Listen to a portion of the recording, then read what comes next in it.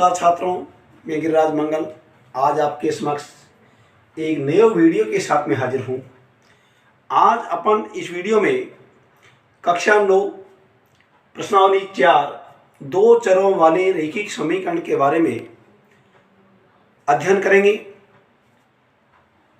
जिसमें आपको इस वीडियो को अंत तक देखते रहना है। चैनल को आपको सब्सक्राइब करना है और वीडियो को लाइक करना है। तो देखिए, अपन यहाँ आज चर्चा करेंगे कि रैखिक समीकरण का जो व्यापक रूप होता है उसके आधार पर ए, बी और सी का मान अपन किस प्रकार से ज्ञात करते हैं। रैखिक समीकरणों के अपन कितने हल प्राप्त कर सकते हैं, यानी यहाँ दो चरों वाले कोई भी रैखिक समीकरण होता है तो उनका अपरिमित रूप से अनेक हल विद्यमान होता है। यहाँ तीसरे क्वेश्चन में अपन x और y का मान रखते हुए अपन को k का मान प्राप्त करना है। तो सबसे पहले अपन पहले क्वेश्चन पर चर्चा करेंगे, जो कि आपको लिखा हुआ है ax प्लस का by plus c equal to 0।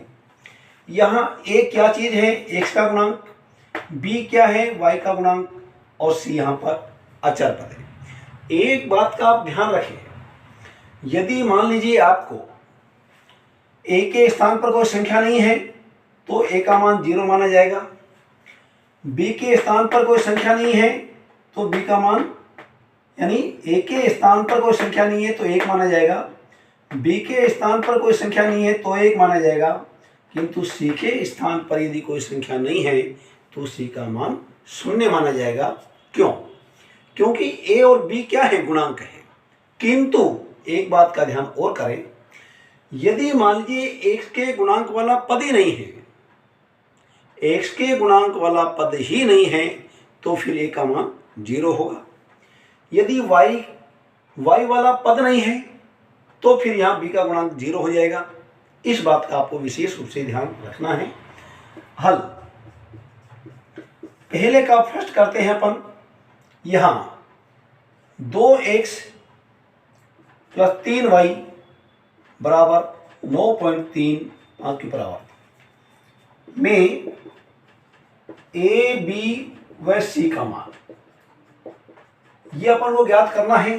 किंतु पहले अपन इसको किस रूप में लिखेंगे, दो चरों वाले रैखिक समीकरण के व्यापक रूप में लिखेंगे।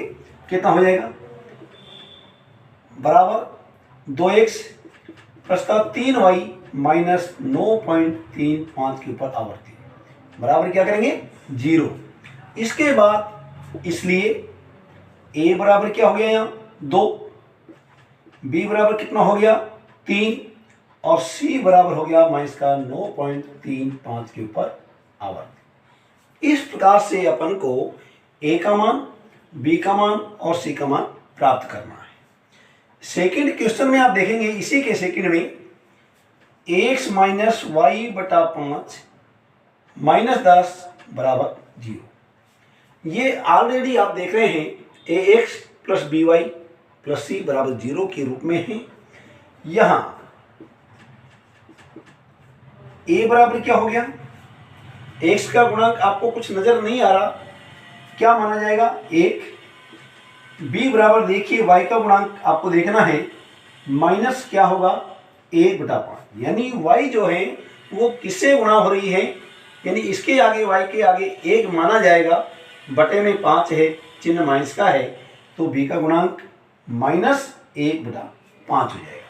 किंतु c के स्थान पर क्या है, आप देख रहे हैं c के स्थान पर माइनस का 10 है। तो यहाँ इस प्रकार से अपन को कुल मिला के x और y के गुणांकों को देखना है और अचर पद को देखना है। इसी के तीसरे क्वेश्चन में आप देखेंगे, यहाँ x बराबर 3y आपको दिया हुआ है, तो यहाँ इसलिए x माइनस का 3y, ax माइनस क्या हो गया 3y और बराबर क्या हो जाएगा 0। अब यहाँ अचर पद नहीं है, तो अचर पद नहीं है तो c का मान क्या हो जाएगा, 0 हो जाएगा। तो आप देखिए, तो यहाँ आप देख रहे होंगे x का गुणांक क्या है a, तो a बराबर क्या हो गया 1। b बराबर क्या होगा y का गुणांक होगा, तो y का गुणांक क्या होगा, y का गुणांक आप देख रहे हैं -3 है, तो ये b का मान हो गया। और c बराबर क्या होगा 0, यानी अचर पद नहीं है तो c बराबर क्या माना जाएगा, 0 माना जाएगा।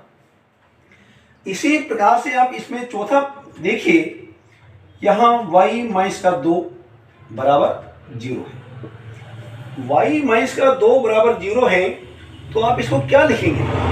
अब इसको देखिए आप क्या लिखना है आपको, इसलिए यहां इसको लिखोगे आप 0x प्लस का, आप चाहो तो इसको इस तरह लिख सकते हैं, जिसके आगे कोई संख्या नहीं है तो उसके आगे आप 1 लिख सकते हैं, तो 1y-2 बराबर 0 इस रूप में आप लिख सकते हैं। यदि x या y का गुणांक नहीं है तो आप 0x या 0y लिख सकते हैं।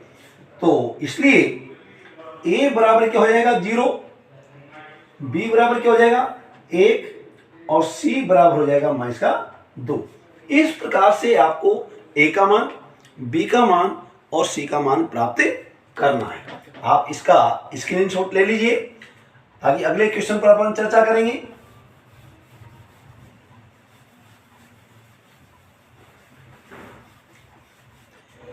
अब देखिए अपन यहां क्वेश्चन नंबर 2 की बात करते हैं। निम्न समीकरण के कोई 2 हल लिखिए। तो समीकरण के कोई 2 हल लिखना है अपन को। यहां है 2x प्लस का y बराबर 7। तो ध्यान दीजिए आप, 2 हल क्या अनेक हल अपन लिख सकते हैं, किंतु अपन को 2 हल लिखना है। यदि x बराबर अपन 0 की बात कर लें तो 2 इंटू 0 प्लस का y बराबर 7 हो जाएगा। 2 को 0 से गुणा करेंगे तो 0 हो जाएगा, y बराबर 7, इसलिए ये या का चिन्ह लगा दीजिए, तो y बराबर क्या हो जाएगा 7 हो जाएगा। तो एक हल तो क्या प्राप्त हो गया अपन को, हमने 0 रखा तो y का मान 7 आया। अब देखिए अगले हल की बात करते हैं। मान लीजिए 1 ही रख दिया, x का मान अपन 1 रख देते हैं, तो देखिए क्योंकि मान अपनी स्वेच्छा से कोई भी रख सकते हैं अपन, तो 2 इंटू 1 प्लस का y बराबर 7 हो जाएगा। तो 2 को अपन जब 1 से गुणा करेंगे तो क्या होगा, 2 प्लस का y इक्वल टू 7 हो जाएगा। अब जो ही अपन पक्षांतरण करेंगे तो y बराबर क्या हो जाएगा 7 माइनस का 2, यानी y बराबर हो जाएगा 5। तो एक हल अपन को यह प्राप्त हो गया, कितना, 1 रखने पर अपन को 5 प्राप्त हुआ, 1 और 5। तो ये 0 7 और 1 5, यानी x का मान 0 तो y का मान 7 होगा, समीकरण संतुष्ट हो जाएगा। x का मान 1 तो y का मान 5 रखने पर भी समीकरण संतुष्ट हो रहा है। आप देख सकते हैं 0 रखने पर यह 0 हो गया, y का मान 7 आया है, तो दोनों पक्ष बराबर हो रहे हैं। x का मान 1 तो 2 एकम 2 और y का मान 5, 2 और 5 7 इक्वल टू 7, यानी समीकरण जिस मानों से संतुष्ट हो रहे हैं वो उस समीकरण के हल माने जाते हैं। हम तीसरे क्वेश्चन की बात करें, आप स्क्रीनशॉट आप ले लीजिए इसको।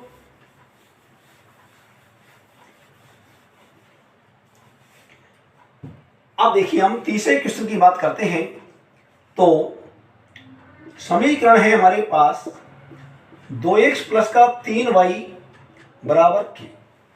इस समीकरण में अपन को x और y का मान दे रखा है। इन दोनों मानों को रखने के बाद अपन को k का मान प्राप्त करना है। तो देखिए, इसलिए 2 इंटू, यानी क्या करेंगे अपन, x का मान 2 प्लस 3, y का मान कितना है 1 बराबर k। अपन को यहां x बराबर 2 तथा y बराबर 1 दे रखा है। तो देखिए 2 गुणा 2 करेंगे अपन 4 हो जाएगा, और 3 को 1 से गुणा करने पर 3 हो जाएगा, बराबर क्या हो जाएगा, के हो जाएगा। तो यहां आप देख रहे हैं कि 7, दोनों को अपन जोड़ेंगे के, यानी के बराबर कितना हो जाएगा, 7। इस प्रकार से अपन को यहां समीकरण में दोनों चरों का मान रखने पर के का मान क्या प्राप्त हुआ, 7। तो प्रिय छात्रों, आप हमारे इस वीडियो को जो है लाइक करना नहीं भूलें, चैनल को आप जो है सब्सक्राइब कर लीजिए ताकि आने वाली वीडियो आपको समय समय पर मिलते रहें। इसी के साथ बहुत बहुत धन्यवाद।